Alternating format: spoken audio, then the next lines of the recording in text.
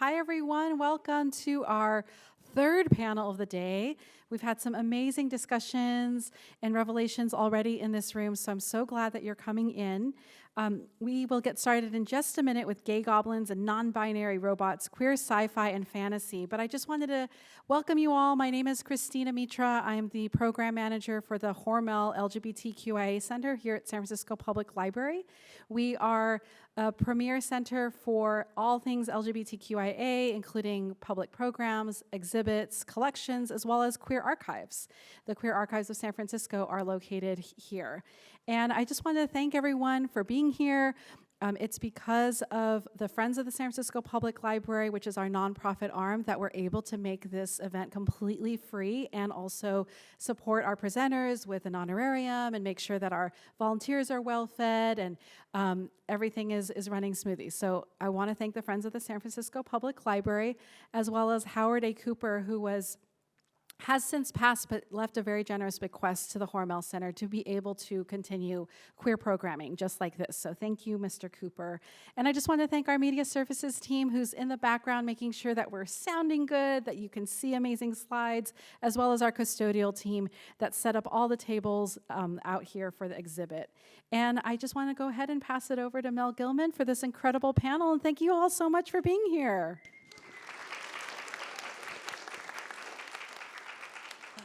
Hello, everyone. Thank you so much for joining us here. We're so excited to get to talk about my favorite subject, speculative fiction and gay shit. So I'm going to open this up by just letting all of our panelists introduce themselves and introduce their work. So we'll go down the line here. What I'd like to hear from you is tell us a little bit about yourself, tell us a little bit about your work, and then as a fun icebreaker, I want to hear about a piece of science fiction or fantasy that was very formative for you as a storyteller. And because I'm a nosy bitch, I would like it if we all agreed to move in a direction where the more embarrassing, the better, to set the bar very either high or low, depending on how you feel.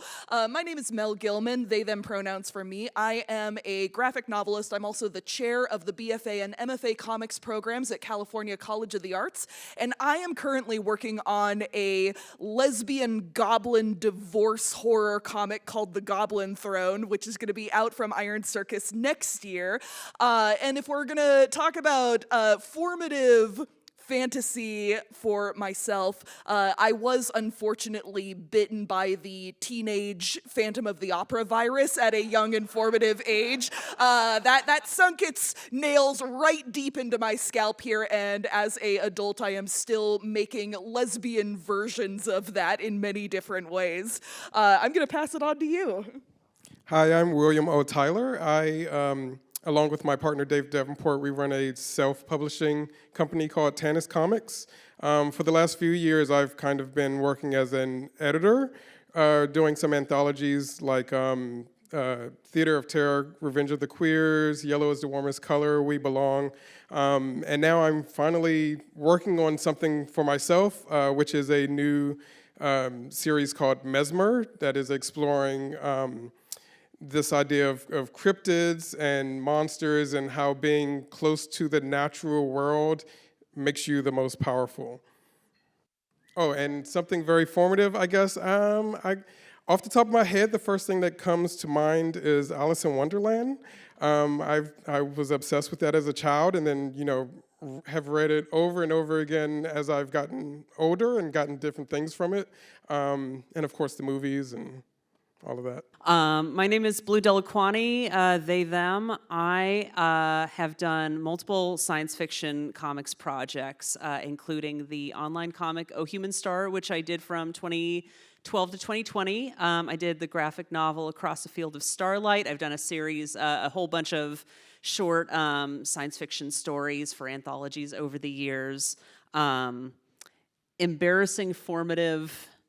Okay, I had to think about this, because honestly, I feel like a lot of my formative things are very legit and cool and not cringe. But if you want one that's like, oh, this explains a lot, Ghost in the Shell. Especially Bato kind of is a formative, like, hunky man for me. So yeah, there we go. That's embarrassing. Hi, my name's Meredith McClaren. I'm kind of all over the place genre-wise, but the most recent book I did is a little spooky comic called Meat Eaters. A librarian saw it the first day that it came out and said, "Cannibalism is big this year." So that's where I'm at. I do a lot of fantasy, I do a lot of sci-fi, I do journal comics, all that stuff. Formative, I don't feel like it's cringy enough, but Labyrinth is a lot of the formative stuff. And then, oh God, I had another one that I was just thinking of when you mentioned Bato. I was like, oh, yeah. Hugely obsessed with the centipede from James and the Giant Peach. Yeah, dude. I love that little derby hat wearing, cigar smoking guy. Hi, everyone. I'm Eddy Atoms. Pronouns are she, he, or it, depending on if I'm standing on 2 legs, 3 legs, or 4. I am most known for Pinky and Pepper Forever, which is kind of a fantasy work about 2 gay little dogs that go to hell, but first they go to art school. And formative sci-fi fantasy from my youth really is got to be the Golden Compass, his Dark Materials series. That turned me into a good little atheist, and I am forever grateful. I'm also a huge Teen Titans fan, and the Teen Titans animated series, as well as a Batman animated series, got me into reading comics that came before it and discovering what influenced it. So those were huge for me, too. I feel like I should have given more explicit instructions about, like, no cringy, please. Enough with all this legit media that y'all are influenced by. Hamtaro fan fiction.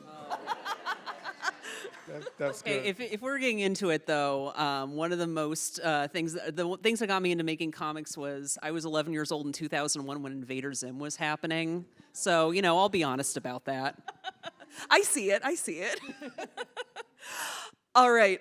So I'm going to start this off with a broader question, and then we can dive into more specifics here. One of the things that I often hear people talk about when we're talking about, what is the purpose of science fiction and fantasy, speculative fiction in general, what is it doing and what is its role in the world? There's oftentimes kind of 2 explanations that you hear most often from people. One of them being escapism, and obviously, as queer folks, we deserve a little escapism as a treat in these trying times, but also speculative fiction as a mirror or an allegory. We are holding up a lens to the world around us and communicating something fundamental about it through the lens of allegory. And I was curious about how you see your work fitting into one or both of those camps. Are you moving in the direction of escapism, or are you moving in the direction of allegory when you're thinking about fantasy and science fiction in your own work?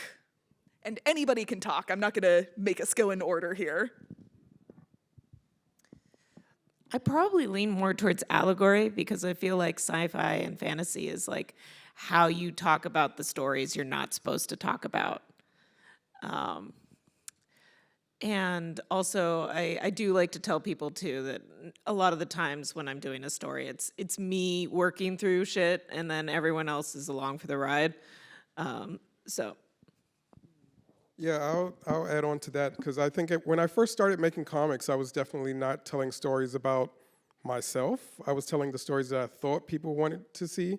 But as I've made more and more, it's always come to me wanting to work through my stuff and tell stories about myself. So it is much more allegory now than it used to be. And I find that each character that I create is some aspect of me that I'm exploring or need to work through, or yeah, it definitely is allegory.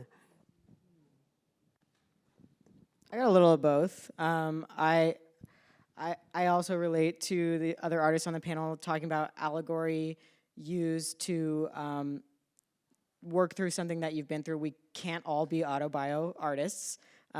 Sometimes we got to make up a little guy and maybe even like a whole entire universe around it to mask the really embarrassing thing that happened to you. but also escapism too. I mean, Pinky and Pepper for me was an allegorical story about dropping out of art school and wanting to kill yourself. Then I have like a story that's called Dark Knight of the Umbreon that's about a level 30 Eevee that really wants to evolve to Umbreon but hasn't yet, and that to me is pure escapism. It's my most self-insert character wishing I was the badass that I'm not, but getting to draw it is total escapism, especially when you bring fan art into the mix. I think that's a really great venue for like pure escapism, because you get to just kind of insert into a world that you already love.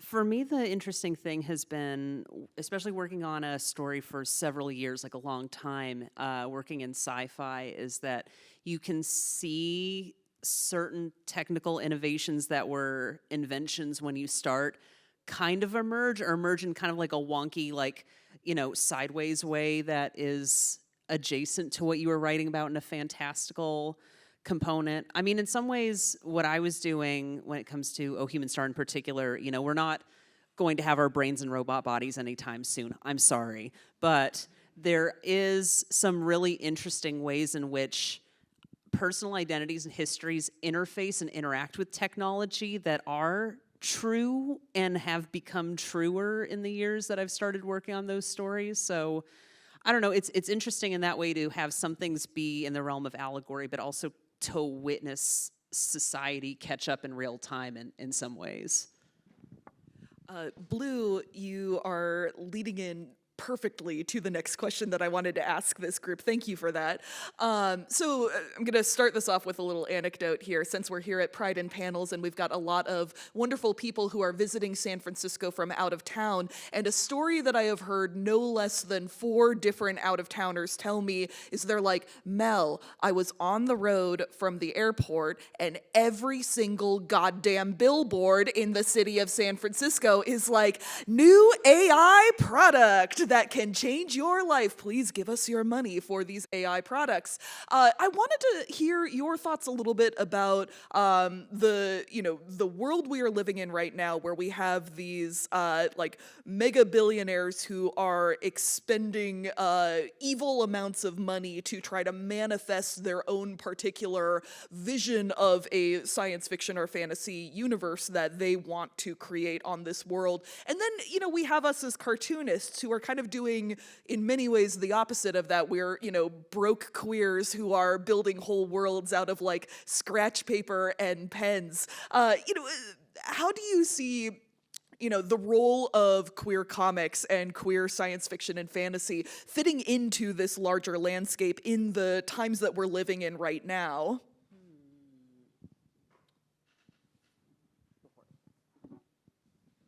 My intention is to be the cockroach, you know, just to keep reminding them that I'm here and they can't get rid of me.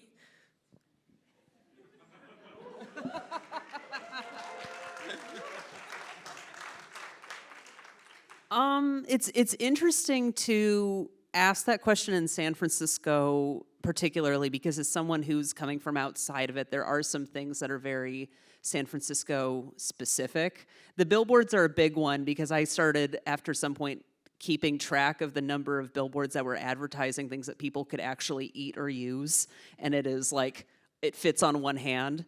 And, you know, that's not quite to that level in Minneapolis, which is where I'm from, but there is a really interesting role that queer art, marginal art, comics, which, you know, while being more mainstream is still marginal after fashion, represents in terms of this collective tide of mainstream art. And there's some aspects of it that people are being sold, that people are being fed up with. And comics and queer comics have this marginal position that is very appealing, I think, to some people being fed up with those. So to have it be a counterpart to the large governing bodies of mainstream society telling you to, you know, watch Marvel slop number 87 is, you know, I think worthwhile sociologically. I think the rise of all of the AI and all of this stuff is kind of why my next book is leaning so heavily more into the natural world. It's not that I am wholly against generative AI, but I'm not against technology. But I do think that as we move further into technology and away from nature, we lose aspects of ourselves, of our humanity. And I think also as queer people and as a Black person, I feel the need to keep in touch with nature. And feeling marginalized makes me feel like a cryptid or a monster or a bog witch or whatever it is. And I wholly revel in that. And I want us to understand that as we stay connected to nature, we do empower ourselves to fight against whatever it is that's oppressing us. Yeah, and that's one of the, thinking about science fiction and fantasy as being a genre that in many ways is telling stories about the other, and the other can take so many different forms in science fiction or fantasy. And I know that's something that other folks on this panel have also dealt with in their own work. So I'd be curious to hear your thoughts about that too. The role of, telling stories about the other and what is the power of doing that in a speculative universe like the one we're creating in a science fiction or a fantasy work. I mean, the cool thing about writing stories about the other is that sometimes you start writing them not thinking that you are part of the other, and then it turns out that you are. I started working on Oh Human Star, or I had the idea for Oh Human Star in college, and I realized that up to that point, I did not have a lot of experience reading very many stories by trans people at all. So I decided, as an ally, I should correct that and read more work, especially webcomics at a time filled that gap in a way that a lot of literature that I had access to didn't, and movies to that point didn't. And, as I read more, I wanted to talk to more people and talk to more trans and gender nonconforming people. And then, oops, then I eventually came out as non-binary and trans. So, sometimes exposure to the other will, change you. That's true. I don't even know how I would write about something that was not the other, unless it was like a hive mind sort of story, which would be cool too.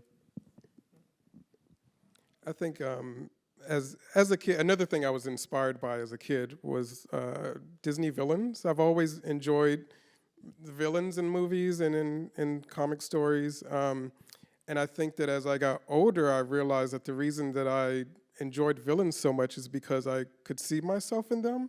Not only were they always the most fabulous character, but they're also the character that is told that their existence is not what it should be. But they, again, I'll use the word revel, they revel in it. And so I'm at a point now where I'm like, if you see me as the villain, you want me to be the villain, I'll be the villain, and you're gonna get it, and it's gonna be great for me. And so I think that is the way that I see othering. I mean, it's all kind of counterculture. And the villains are, especially if we're thinking about the, the classic Disney model of villains, the villains are also the one person in most of those movies having a good time the whole run, which also feels very queer to me. You know what? We are going to take our joy when it is available to us, and our motivations will seem suspect to mainstream culture outside of us, but we have our goals and we have our priorities and we have our goddamn outfits and we're gonna go for it. I think choosing a story that is kind of anti the hero's journey too is pretty queer. It's just queering the story structure almost. The whole chosen boy narrative, it got really old for me even when I was really young. And so getting to see something from a different perspective, getting to make stories where there's not just one chosen main character, but things that are happening in relationships, is there's more space for it, I think, in queer writing. Piggybacking off of that, another question that I wanted to ask, which this is actually a really great segue for, are there things like Chosen One narratives or the hero's journey that you're just sick of in science fiction and fantasy, and that you've made work that's been kind of in response or opposition to?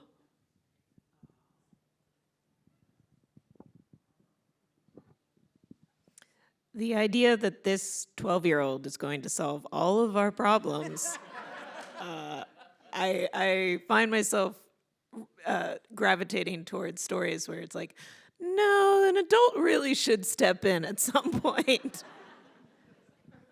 The idea that the fantasy is not worth it and you need to go back to the real world. Stay in the fantasy. Make the fantasy the real world. This is an extremely personal to me take, but the perspective and opinions that appear in mainstream stories about robots, especially companion robots or just robots who you fall in love with, are so straight in a way that once you start noticing it, or you have a counterpart of queer robot narratives to compare it to, it becomes really, really tiresome. And I wish that, because as we draw closer to that being a real part of the world that we live in, those ideas are going to be governing what we experience in the world. So I wish they were not so cis and straight. I think for me, it's more of a there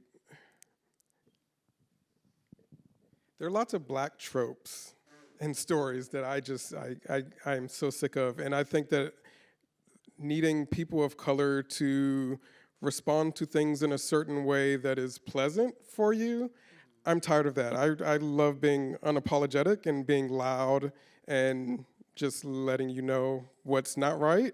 And that definitely is coming across in the book that I'm currently working on a lot. So since we have so many different people up here who have also a lot of professional experience as storytellers and artists working in these genres, I also wanted to ask a craft question here. So much of speculative fiction in general has to do with the idea of world building and creating worlds. As a teacher, a thing that I oftentimes see students deal with when they are when they have their beautiful baby 500-page magnum opus fantasy or science fiction graphic novel that they want to tackle, and they've never drawn anything other than a 2-page mini comic before, but they're going to do it. They're going to do these 500 pages. The world building really gets away from them. They'll spend years and years filling sketchbooks up with minutia of this world without actually committing to the all right, the nuts and bolts of here's the narrative, here are the characters, here's what's happening on the page. I'm curious if you had craft advice for young artists and storytellers in the room who might be in a situation similar to that. How do we kind of find a good balance between letting our imaginations run wild with the world building, but also reining it in enough that we can actually make progress on the pages that we're working on? I do have some ideas about that. Mainly that if you find yourself really invested in a world of your creation or characters, I do recommend just jumping in and making something. I would recommend finding an enclosed story, like a scene, something like an interaction between two characters to get you in practice with developing a story. I would also just say, don't wait until you think that you are better technically, as an artist or whatever, to make your thing. Just make your thing. Historically, this is what makes webcomics a really great medium, is webcomics is kind of understood to be this place where people developing their craft could make something very, very, unique to them and a work in progress, and you can see the skill level grow over the years, and being in a space where your readers give you that grace to improve your craft generally is really creatively helpful. But yeah, give yourself a scene with boundaries with characters and let your readers fill in the blanks. Sometimes what readers are bringing in to fill in the blanks that you leave open for them can be like the best part of a story. Just to add on to that, I've had a couple of stories that I've started. Listening to what the audience has responded to has changed things or added more to it. Like, I've had a couple just world-bending elements, building elements that directly came from the audience and what they perceived the story to be. I'll add on to what Blue was saying as well. If you have that solid, contained story, you can have your, know who your lead is, and then have your beginning, and know your end, know where you're going to go, and then you can world build as you're going there. My advice would be just to be honest with yourself. Mel's story reminded me of this manga that I read called Centaur's Life or Centaur's Worries. It has so much world building in it about how real life centaur girls would live and use the toilet and wipe their ass and wear special panties, and it's really just horny. It's just because the artist wanted to be horny about centaur girls, but instead it's kind of shrouded in this world building element with lots of like faux maps and scripts and all that. And I think an author should be honest with themselves, and you don't always have to invent the world to just present a concept that delights you. You can just do it. I was going to say a version of that had nothing to do with centaur shits, but I love that it went in that direction. I've been thinking a lot about how with world building, you can over-explain things to the point where you lose the sense of wonder in a story, and there's something about leaving space for the reader's imagination to fill in some of the blanks and to have some questions that remain unanswered in our narratives as a way to let the world feel a little bit bigger or to have a more collaborative stance with your reader. Yes, because don't you want them to make fan art?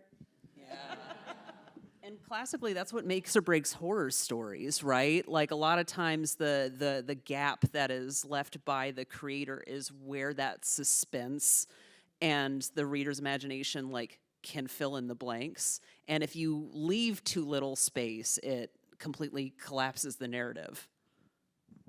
Oh, I'm so glad that someone else brought up horror, because I was hoping that we could get there in this conversation too, because we have a lot of people who are doing horror through the lens of fantasy or science fiction on this panel. And yes, I 100% agree with everything that you just said, Blue, about how you build tension by leaving questions unanswered in the narrative, and that's something that can be useful regardless of what genre we are thinking of here. I'm curious, since we have so many horror folks on this panel right here, how do you think about horror through the lens of speculative fiction, and how do you bring that into the science fiction or fantasy that you're working with?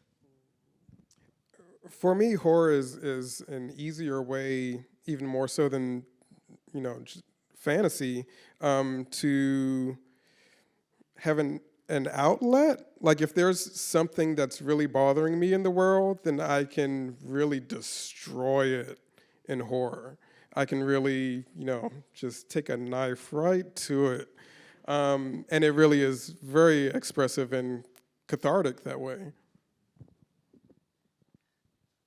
About a month ago, my dad was complaining about how many horror movies were coming out. And he's like, "Why is this happening?" And I said, "We need a place to put all our dread." And so that's where I find myself with horror. And also, it's just I'm naturally drawn to cryptid monsters. I need to draw them all the time.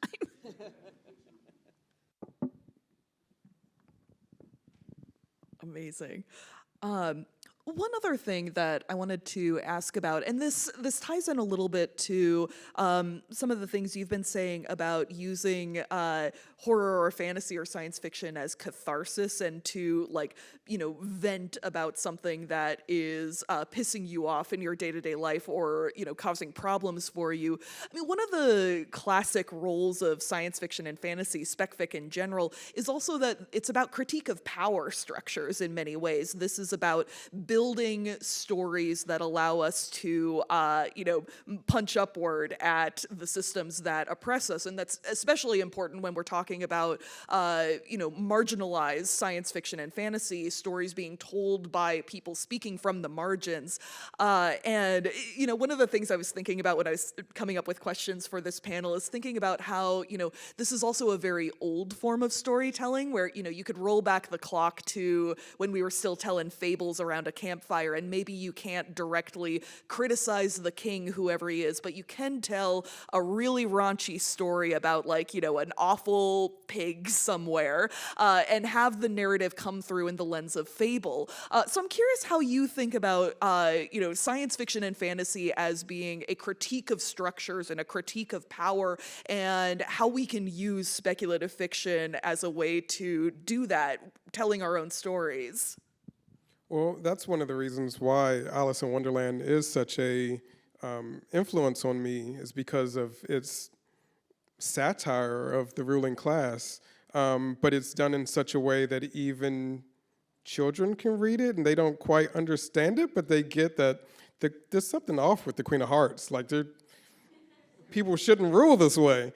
I think it's really important in fantasy stories to be able to, it's really important to be able to use fantasy stories to explore class or anything that we're going through in a way that is hopeful for the reader and for the creator as well, but then also just really lets a certain person have it if they need to. To bring it back to horror a little bit too, it's kind of the great leveler, because it's there's no getting away from it. It doesn't matter where you are, or who you are, or what you're doing. Every class of person is subject to this monster or evil or virus or whatever, this terrible thing that's hunting everyone down. It does not care. I really like when horror or horror adjacent topics can reframe what we consider horrifying, or make us more deeply inspect what is horrifying about it. If I can talk for a minute about a creator who's doing that really well, there is a cartoonist named Olivia Stevens who works primarily through the medium of werewolves, but she's particularly interested in black werewolves. Werewolves is a iteration of Black characters and Black experiences, and she has a comic called Darlin that is set in the Wild West, but she frames this as in a way the movement of America West was an ecological apocalypse that has not really been equaled in some ways, and to have that framed as we're kind of culturally we're in a process of reevaluating the myth of the Wild West, right? And what that means for non-white people on the margins, what that means for animals and the wildlife. And she synthesizes all of these together in a horror story and story about people willfully becoming werewolves. And that is so expertly done, and is a kind of a really cool iteration of this conversation that a lot of us are already having, but are maybe reluctant to have in some ways, and that the top-down mainstream is discouraging us from having. But in the hands of an artist, it can really reveal something really profound. Going off of that, I'd be curious to hear from other folks on the panel too. Are there other contemporary creators of science fiction or fantasy comics that you would want to shout out right now while we've got an eager audience of book buyers in the room? I'm going to be very biased and say my partner Dave Davenport. who has a ongoing story titled Feral and the Ghost Skater. Has been around for a while and was a Prism Grant Award winner. But the story that he's doing right now, Stray Bullet, is actually looking through the lens of werewolves at HIV and AIDS and what it would mean to be a werewolf. What would that mean if you were HIV positive and became a werewolf? Like, what would that mutation be? So it's really interesting, and I love his work anyway. So his art is very sexy.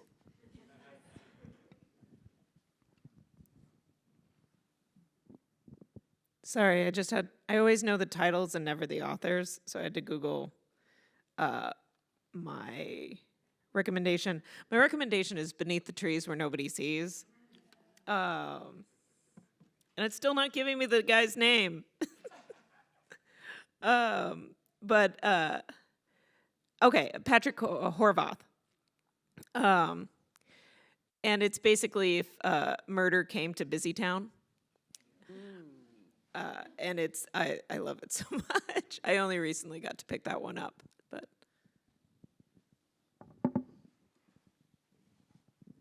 Oh, I mean, there's a lot. I guess I'll just shout out an artist that we had been following each other's work online, but just met in person for the first time today, who's Kelly Ficarra. She made this comic that I read recently that was called, like, Workplace Altercation in an Alien Hooters. And it's, like, a three-way between, like, two hot aliens and one, like, maybe human who just got a job there. It is really hot, but it's also, like, you know, a subtle critique at capitalism and restaurants. Yeah, I love it. I also wanted to recommend a novel that came out a couple years ago that's called Serious Weakness. It's by a Bay Area author called Porpentine Charity Heartscape, and the setting is what I feel like is really brings it into a great place of science fiction. It's like in the near future Bay Area climate apocalypse, and the climax of the story happens during this giant flood, but it's also just like a toxic yaoi abduction fantasy, and I really admire both of those, from fluffy to harrowing, how the setting is what really is bringing it towards sci-fi fantasy. Serious Weakness. Can I recommend another one? Olivia Stevens for sure, Darlin for sure. If you want something in a totally different like flavor, Jay Eaton is working on a webcomic right now called Runaway to the Stars, which is really interesting. Really explores like this idea of like if you were an alien raised in human society, but like thinking seriously about like if you were like an 8-foot tall quadrupedal hyper carnivore like raised in human society, and just thinking a lot about like the inevitable conclusion of if we continue like doing like genetic, you know, what's it called, like gene therapy, and like broadening what like visually it means to be human. Of course we will produce cat girls for real, and what is like to, you know, be a like human cat girl but also like born deaf. Like there's just like really interesting intersections of like all the ways that people can be in like the human sphere of influence in like a space society that's like really thoughtfully done. I really like it. Amazing. So since we have 10 minutes left, I do want to open the rest of our time up for audience questions. Are there folks in the room who would like to ask anything to our amazing panelists up here? Oh, sorry, just wait for the mic, please. Thank you. Hi. How do you balance like analogy and clarity in your stories? I feel like don't worry about the clarity. Fair. Yeah, the readers are sometimes going to take from your story the complete opposite of what you intended. And that might be for the best. Yeah. Sometimes your readers won't get a story and they may never understand a story, but sometimes it'll click for them like 10 years down the road. And that's like a really valuable experience to have with a readership. Like, honestly, I have people come up to me at conventions and tell me that, they've read my work 10 years running and, it just has a specific effect on them, and that's really valuable. So, like, give your readers a chance to have that. Sorry, and also it does help if you have people in your life who are not very comics oriented. If you throw it at them and they sort of get the gist of what you are saying, like that's a huge compliment to you having reached a degree of clarity that is acceptable. I also think it's great that your story might not be clear to everyone, as long as it's clear to the important people. Yes, that was exactly what I was going to say. Know your audience. I am not making work that is meant to be legible to straight people, to be honest, and I am perfectly comfortable with that.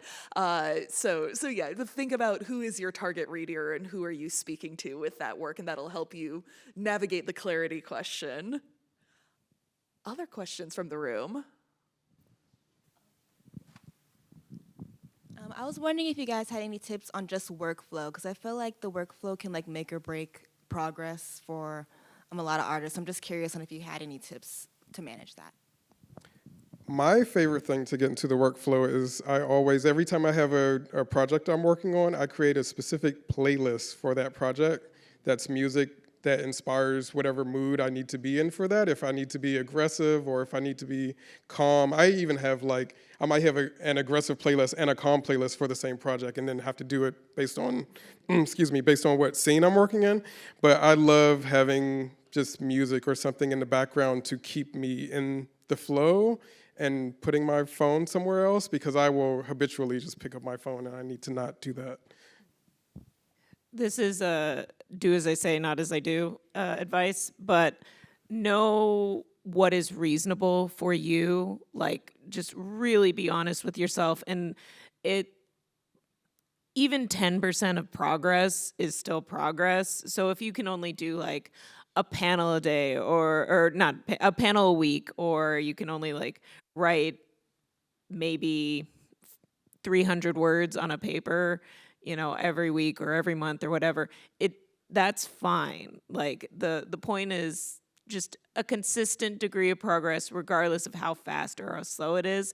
And if you are not honest with yourself and you try to push yourself harder, it leads to usually executive dysfunction and, burnout. So Can I build on that? Because something that is helpful is to pay attention to the conditions in which you work and don't work best. I say this from like the position of a freelancer, so obviously adapt this as necessary, but I have found that if I have less than 3 hours to do like drawing work, it might as well not exist. Like, I can't get going if I have less than 3 hours to do a thing. I will just procrastinate and I will do something else. So I try to give myself a block of like at least 6 hours, and that is when pages tend to happen. Now, if you don't have like 6 blocks, you can still find ways to figure out like, what are the conditions I need? Do I operate best under silence? Do I operate best under music? Do I need like an accountability buddy to be in the room with me in a studio or what have you, to like make sure that I'm working? Like, being able to listen to what you specifically need instead of what you have been told is like an ideal like work setup can really make a big difference. And I would add on to that, finding the particular time of day that you feel the best at work, because I'm a night owl, but I will try, because I want to get things done, to do things during a day, and it's just the focus is out the window. But as soon as like 9 p.m., 10 p.m. comes up, that was a horrible snap. I can really get into the flow and work for hours and be good. nobody's going to bother you after 10 p.m. That's the thing. It's a good time to work. That's why vampires draw the best comics. One additional piece of advice that sometimes sounds a little bit counterintuitive, but I do think it's important. It is really important, in the same way that Blue was talking about kind of building in blocks of time uninterrupted for you to get the work done. It's also really important for you to deliberately find times in your life when you are not working, when you are going outside and interacting with the world and seeing people that you love and experiencing new things, those are generative for you as both an artist and a human being. And if you are not deliberately doing those things, you will suffer and your work will suffer. And both of those things are very important. So go outside. It's really important. Another question from the room. Hi, thanks for the great panel so far. So this is more of a conceptual question. Recently, like a couple months ago, I finished writing a short story novella in there about vampires as a trans allegory. And in the story, the vampires are a diaspora from their own country, but in places across this kind of allegory for the U.S., they find community, right? So I'm wondering, because that's kind of a conflation of diaspora and queerness, and I'm wondering if there's any overlap there, because I feel like there kind of is, right? Like, queer people are not from any one particular place, but we feel like, we're literally, or figuratively, coming from the same place. So just wondering if you guys think there's any overlap there. I would say yes. I've seen this intersection explored in a lot of different ways. Some ways, like with primarily sci-fi and fantasy, and some more allegorical. Honestly, you know what I kind of thought of as like the first example of like a piece of fiction that does this is the film Everything Everywhere All at Once. There's kind of this idea of, the people who paved the way for you, who are your elders. They may have like different opinions to you or different perspectives or different priorities than you that can be in conflict, especially if you're a queer person.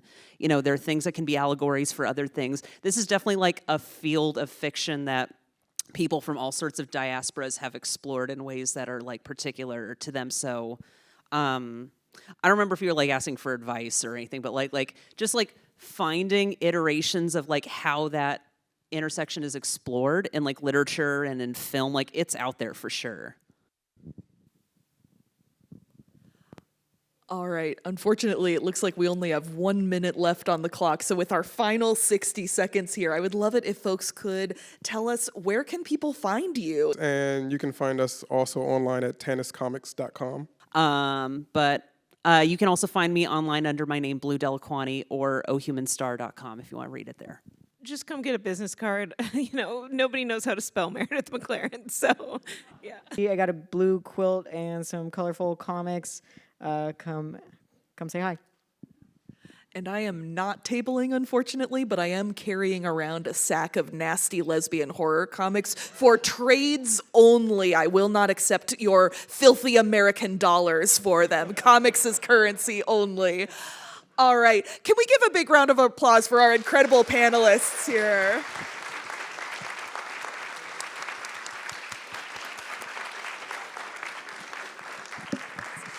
And thank you to the incredible organizers at Pride and Panels for making all of this possible. You're working so hard and we love you so much for it.